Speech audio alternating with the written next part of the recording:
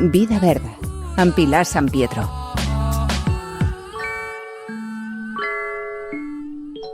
Acabeu d'escoltar el que passa a ciutat, amb els espais verds, amb els horts urbans, amb els jardins comestibles, amb els propis jardins que es volen cimentar.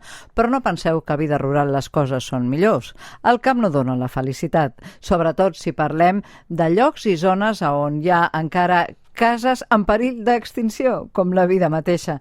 I d'això en sap molt, darrerament, Gustavo Duch. Hola, Gustavo, benvingut. Hola, bona tarda. Perquè parlem de pagesia, però també del seu patrimoni. I si parlem de pagesia i patrimoni, aquí ens trobem amb una altra pedra.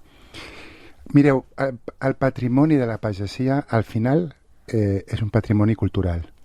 D'una manera d'entendre la vida i d'una manera d'habitar el món que estem perdent de vista i que, tal com estan les coses, el que caldria és recuperar-la i posar-la en valor. Coneixes la llegenda de Montfalcó Murallat?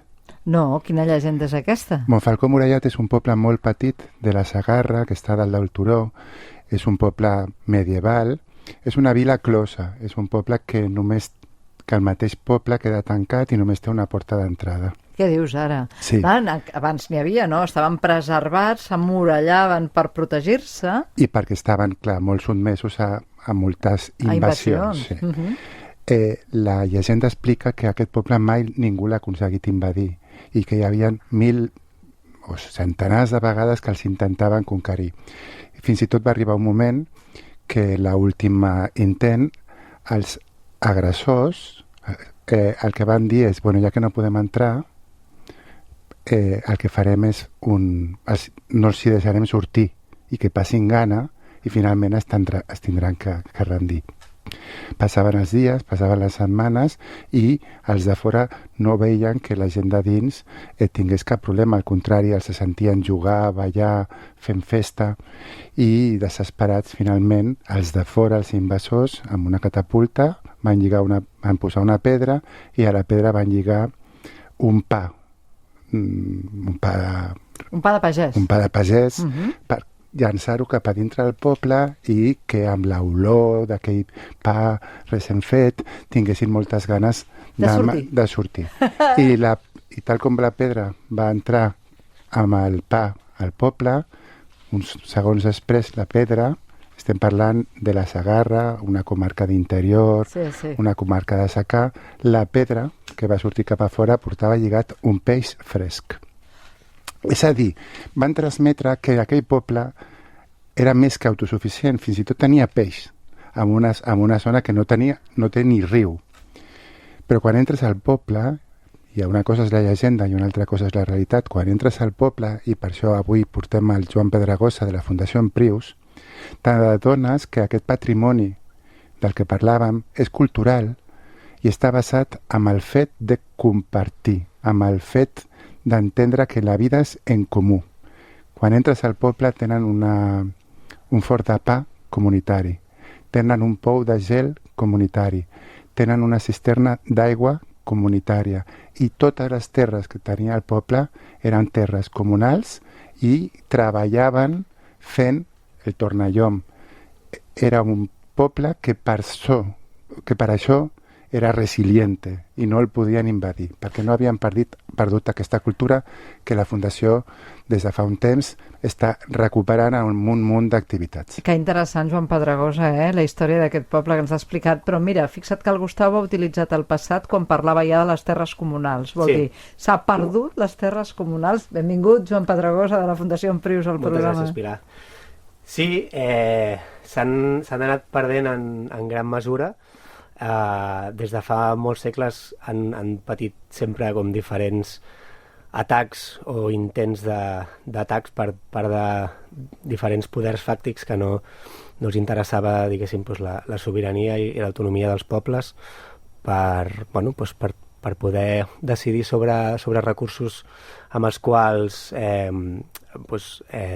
cobrien les seves necessitats, no?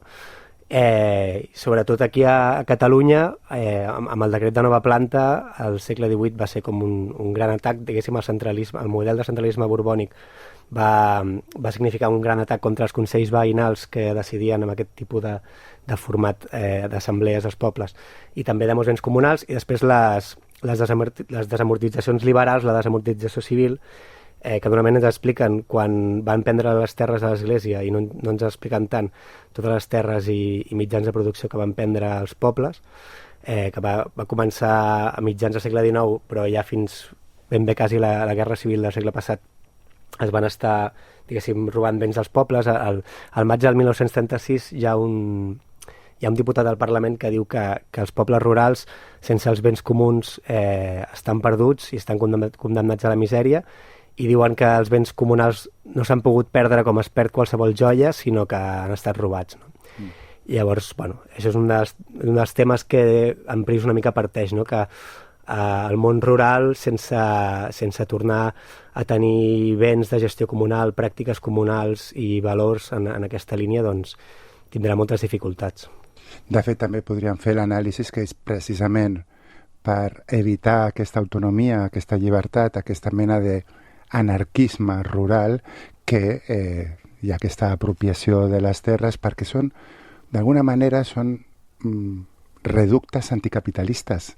Al sentit comunal no hi ha una economia d'afany de lucre, el que hi ha són relacions, intercanvis i molta autonomia, que per això dèiem al principi que el que promou la Fundació Emprius sobretot és aquests canvis culturals que necessitem a dia d'avui. I deia que fèieu moltes coses, Joan, ja va començar l'any passat amb una convocatòria de premis, que li dieu Premi Emprius. El 2024 va guanyar un col·lectiu del Pallars i m'explicaves que ara ja està en marxa també el Premi 2025. Què voleu recollir? Quina és la voluntat del premi, finalment? Amb el Premi Emprius, com indiquem en el lema o en el subtítol, busquem posar en valor el comunalisme i propostes que el rescatin, no? Propostes que el rescatin en el passat, en el present o com a proposta de futur per resoldre moltes problemàtiques que patim, no? Quan entenem per comunalisme des d'Emprius i des de la proposta d'aquest premi, doncs totes aquestes formes i dinàmiques i pràctiques de gestió o tinença comunal de recursos o també de drets comunals, de formes de democràcia directa i participativa local, amb assemblees veïnals com a base, formes d'ajuda mútua, de treball col·lectiu veïnal, ja sigui per, diguéssim, ajudar-se o intercanviar-se feina entre particulars o per gestionar, conservar, reparar o construir infraestructura comuna. Tots els sistemes de valors també que hi ha al voltant d'això. I, bueno, pensem que és una realitat molt desconeguda en el passat. Per això David Algarra, que potser un dels estudis més coneguts a nivell de Catalunya, que es diu El Comú Català, anomena també el seu llibre La història dels que no surten a la història, no? Perquè tota aquesta història, diguéssim, aquesta part de la nostra història tan interessant i tan inspiradora, doncs també ha estat molt interessadament ocultada, no? Llavors, bueno, amb el premi volem promoure de manera modesta i simbòlica, el premi al final és una remuneració de 800 euros, per una proposta no de ja un treball ja fet, sinó d'un treball que es faci, no? Pel compromís d'un treball que es tiri endavant, que pot ser d'àmbit acadèmic o no, i com deia, pot estar enfocat en l'estudi de comunalisme en el passat, en pràctiques comunalistes o realitats que quedin en el present, o com a proposta el sentit que té això com a proposta de futur. Això vol dir que poden ser propostes acadèmiques també, vol dir tesis, sí, treballs futurs, o poden ser propostes afectives i físiques, sí, que es desenvolupin d'una manera física en un lloc determinat. Sí, sí. Ens volíem, diguéssim, que estigués el més obert possible el ventall de possibilitats de cara a participar, no? Llavors, primer era la qüestió de dir, bueno, es pot participar, diguéssim, des de l'àmbit acadèmic o no, i sí que pot encaixar, per exemple, idees que plantegem és com gent que vulgui fer un treball de final de màster o final de grau, que es pot tocar des de diferents disciplines, com ara geografia, història, antropologia, ambientals, economia, ciències polítiques, des de molts punts de vista es podria tocar aquest tema, no? I també des de punt de vista no acadèmic, i també en molts formats, tant en format text com en format audiovisual, que avui en dia també té molta importància, inclús formats artístics o propostes periodístiques de donar a conèixer d'alguna manera alguna realitat que ja estigui estudiada o així, no? Com intentem obrir a moltes propostes. L'any passat van haver-hi unes 14 propostes presentades, la majoria molt interessants, que el jurat va valorar molt bé, i va guanyar en particular una que s'anomena Fem Comú, passat, present i futur del comunal a Sapeira i a la vall de la Terreta, que va ser una de les poques propostes que era d'autoria col·lectiva, i ho va presentar un grup de gent bastant jove que tenen com a projecte vital traslladar-se a Sapeira, que és la vall de la Terreta, que és el Pallars Jussà, tocant bastant a Aragó i a la Franja, i ara estan anant-hi molt sovint i tenen també molts vincles des de fa molts anys amb el lloc, i estan agafant també el relleu de l'ofici de l'apicultura amb un veí del poble, estan també començant a fer gestió forestal, i és un poble que encara disposa de bastantes terres comunals i ha tingut també molt arrelada la pràctica que ja li deien fer comú, que jo és el primer cop que vaig sentir aquesta paraula de comú. Una cosa bastant bonica de tot aquest tema de comunalisme és que hi ha un vocabulari superric i superdivers territorialment, o sigui, en molts territoris diferents hi ha moltes paraules per anomenar jornades de feines col·lectives, béns comuns de diferents tipus, maneres d'ajudar-se o d'intercanviar feina. I allà al poble deien comú, com comú, però intercanviant les vocals. I llavors estan preparant com una peça audiovisual, fent entrevistes i també estan també intentant recuperar com les jornades de treball veïnal col·lectiu, perquè és un poble que, com tants pobles rurals, doncs pateix un important despoblament i envelliment poblacional. Llavors també el seu projecte al final és anar cap allà i intentar també impulsar que hi hagi una mica de recuperar la vida col·lectiva i la vida de gent jove. Joan, deies que veiem, amb això que expliques, que la Fundació Emprius, que Emprius vol dir també terres comunals? Sí, Empriu és una paraula del dret civil català que fa referència a això, al dret d'ús comunal sobre un bé. Molt bé.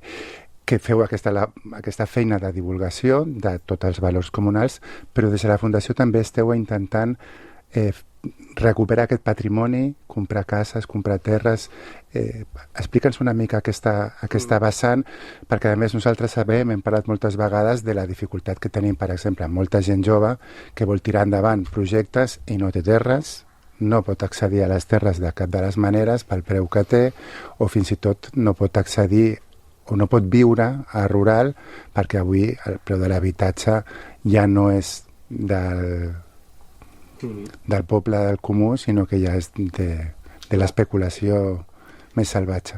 Clar, doncs sí, la Fundació Emprius es va constituir l'any 2023, després d'un procés que també va durar el seu temps d'anar-se gestant, i en realitat la missió principal o la vocació principal de la Fundació és l'adquisició de patrimoni en l'àmbit rural i en l'àmbit de Catalunya, de països catalans en realitat, ja sigui habitatge, terres o mitjans de producció, per cedir-lo a projectes transformadors que poden ser de diferents tipus i cedir-lo a llarg termini o inclús amb un tracte com vitalici, on la condició de que es mantingui el tracte és que es mantingui com una base del projecte social o de que com aquest projecte tingui una repercussió positiva en l'entorn o una part també que pugui ser participativa pel veïnat i així.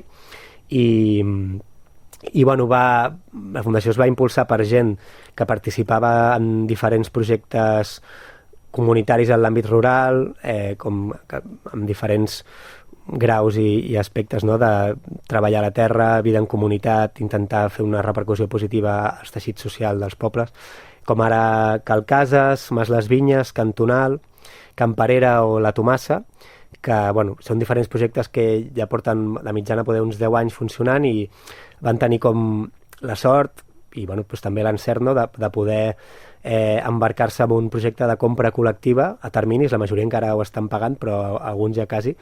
I com gent d'aquests projectes es trobava i també es trobava amb gent que volia fer projectes també semblants i que es trobava moltes dificultats a nivell econòmic, perquè igual que el preu de l'habitatge ha anat pujant, doncs el preu també en l'àmbit rural de la terra i de l'habitatge també s'ha anat inflant molt. Aleshores, en Prius va sortir com una iniciativa per intentar ser una eina col·lectiva per facilitar l'accés a la terra, a l'habitatge i als recursos a gent que tingui aquesta intenció. I en aquests moments sabem que la Fundació Prius també està fent possible l'adquisició, la compra col·lectiva i per aquest ús comunitari de Cal Cisteller, que es vol convertir en una mena d'ateneu rural. Sí. Sobretot perquè tenen ja molt bagatge amb una qüestió que també és molt important, Pilar, és la transmissió d'aquesta cultura rural, d'aquests coneixements, d'aquesta manera d'entendre com hem de rehabilitar el món. Significa que Cal Cisteller allà al Penedès encara té persones d'una edat concreta per poder traslladar als més joves que volen comprar Cal Cisteller tot el que ells saben? Sí, al Penedès hi ha com un conjunt de gent que porten més de 12 anys trobant-se amb una dinàmica que, ells mateixos ja des de fa anys deien que estaven com intentant recuperar i reinventar potser o readaptar a l'actualitat el Tornallom, que l'anar a Tornallom significava fer jornades de feina veïnal amb intercanvi, que era una cosa que, clar, abans de pagès la gent també feia moltes pràctiques de treball col·lectiu i tenia molt sentit, perquè abans de que amb un tractor sol fessis moltes coses, doncs tenia molt sentit que avui anéssim a casa meva a treure les patates i la setmana que ve anem a casa teva, no? Perquè hi havia moltes feines que si t'ajuntes molta gent a fer-ho conjuntament, doncs, és molt més eficaç, és molt més amable i interessant. També aquestes jornades de treball eren una manera també de sociabilitat, de celebració, de conviure, no? Llavors porten molts anys amb aquesta dinàmica. D'una banda ho han estat fent entre masies de la comarca, com disgregades, diguéssim, tot que a prop, i també des del 2020 van començar a fer-ho en concret a Font-rubí, que és el poble on està el mas de Cal Cisteller, i llavors a Font-rubí es troben un cop a la setmana i es van alternant amb una casa del poble diferent, entre 10 o 12 cases, i per exemple es van proposar que cada casa tingués un galliner i un hort, i llavors amb la feina col·lectiva del dia de feina ajudaven a construir-lo, a mantenir-lo, a netejar-lo, a reparar-lo, i llavors la persona anfitriona que li toca a casa seva una setmana fa el menjar per tothom, i llavors li ve la gent a treballar a casa, una o dues persones a cada casa, i com la persona de la casa rep els fruits de la feina. Llavors pot ser que l'ajudin amb un cultiu que tingui particular, o amb això, amb feines de fer obres o del que sigui, no? Moltes feines al camp. Uau, però si això funciona, escolta, ara que estan escoltant uns quants i unes quantes se n'aniran cap enllà, Sí, jo conec alguna gent que ha anat fa poc, i amb això de transmissió em sembla molt interessant, perquè clar, hi ha gent que porta molts anys allà amb vinya, amb oliveres, amb horta. També han impulsat ara fa poc un ramat de cabres al poble, no?